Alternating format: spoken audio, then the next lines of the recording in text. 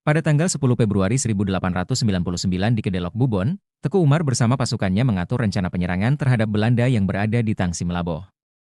Mendengar rencana ini, Jenderal Van Het memerintahkan Letnan Verbroek untuk memimpin pasukannya berpatroli ke arah barat dengan menyusuri pantai serta melakukan penjagaan di Sua Ujong Kalak, 2 km dari kota Melaboh.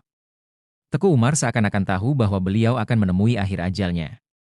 Saat berjalan dari Lok Bubon, beliau berkata kepada Tengku Kalinyak Ali, "Bengok singoh, getanyo jeb kupi di Kede Melaboh, atawa ulon akan syahid." Teku Umar bergerak menyusuri pantai bersama pasukannya dari Lok Bubon menuju Melaboh pada malam hari, tanggal 11 Februari 1899.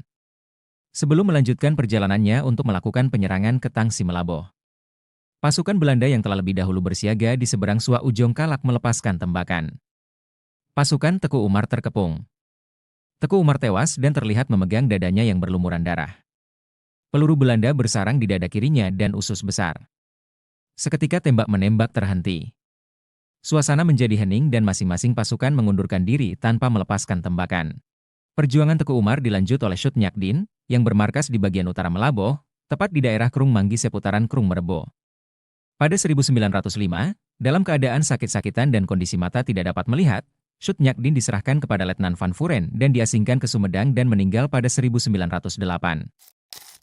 Ungkapan kalimat "besok kita akan minum kopi di Kede Melaboh" atau "saya akan mati di Perang Suci" itu tertulis di Tugu Teku Umar Melaboh, diakini sebagai kalimat terakhir yang diucapkannya sebelum akhirnya tewas di tangan garnizon Belanda pada 11 Februari 1899. Dalam buku Marecausein Aceh karangan H.J. Smith, halaman 185, pihak Belanda tidak lupa menulis Geheers Nieuwsvelde Teku Omar di 11 Februari 1899. Di sini terbunuh Teku Umar.